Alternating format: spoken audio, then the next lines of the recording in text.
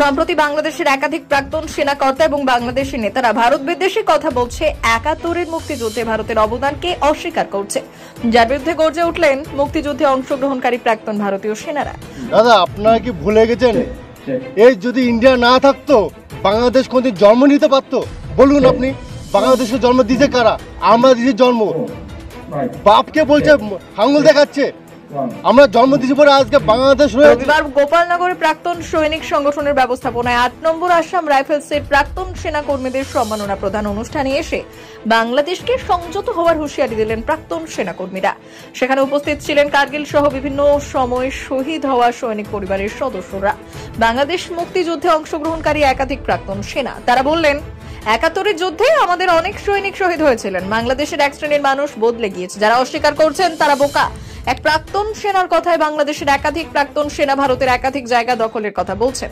আপনারা সংযত হন, শুধরে যান, কারণ বর্তমান সেনার দরকার নেই। আমরা প্রাক্তন সেনারা যদি মনে করে 15 মিনিটে বাংলাদেশ দখল করতে পারি, আমরা সেটা কখনো বলি না, কারণ যাদের আমরা জন্ম দিয়েছি তাদের সম্পর্কে আমরা এমন কথা বলা ঠিক মনে করি না। ওরাটা এখন যারা একদম বর্বর অশিক্ষিত, তারাই এই জিনিসকে বোঝানোর চেষ্টা করছে আমজনতাকে। তো সেটা তো তা হয় না, যারা মেনে নিচ্ছে, যেমন আওয়ামী লীগ, হাসিনার দল, তারা সবসময় আমাদের ভারতের আস্থা আছে তাদের। আমাদের জন্যেই ওরাই বাংলাদেশটা স্বাধীনভাবে নিয়েছে। আগে তো ওটা পূর্ব পাকিস্তান, সেটাকে ভারতই একদম ওদের বাংলাদেশ আজাদ করবে। অনেক রক্ত ছুড়েছে আমাদের, প্রচুর সৈনিক মারা গেছে আমাদের।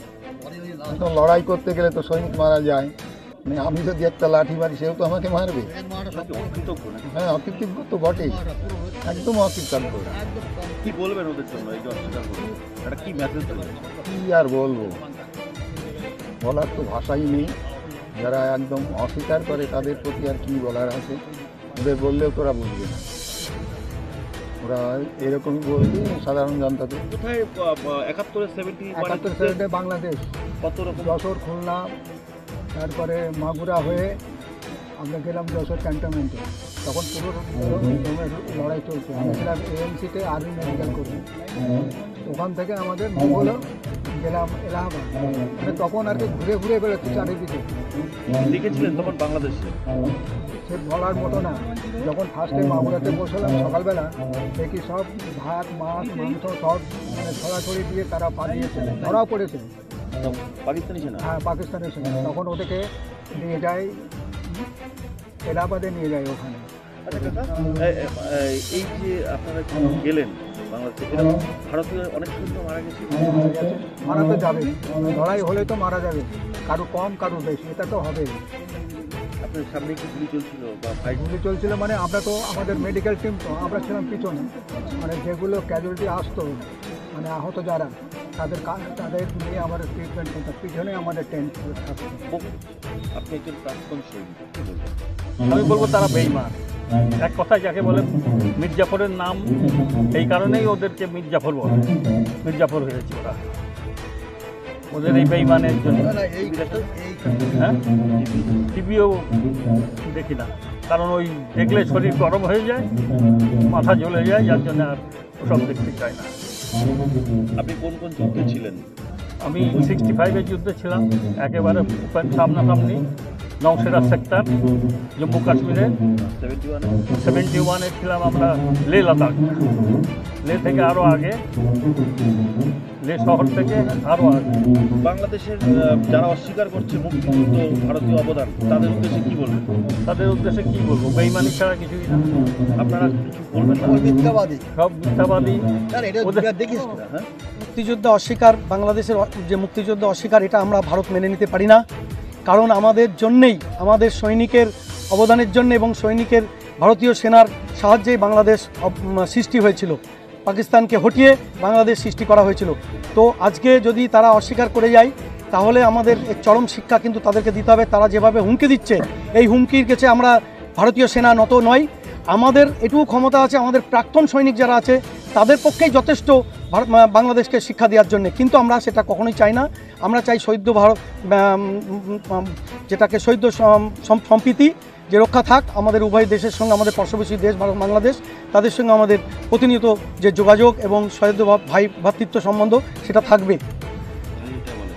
পাল্টা বকছেন তারা, এখনও বলছি শুধরে যান, শুধরে না গেলে কিন্তু ভারতীয় সমস্যা, বিশাল সমস্যা আছে এবং আপনাদেরকে কিন্তু এর গুণাগার দিতে হবে। বিশ্বাস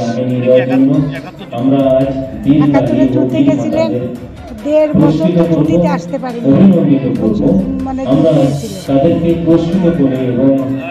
এখন না অনেক বাংলাদেশি আছে যারা ৭১ যুদ্ধকে অস্বীকার করলে তো আমাদের কিছু করার থাকে না।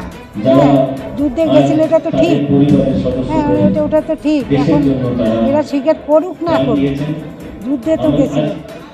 স্বাধীন করে দিয়েছে। হ্যাঁ, স্বাধীন করে তো দিয়েছে। মূর্খদের ওরা মূর্খ, তাই এরকম ই করে না, স্বীকার করে না। ওরা কি নিজেরা পারতো না। ৭১ মুক্তিযুদ্ধে ভারতীয় অবদান, সৈন্যদের অবদান কত?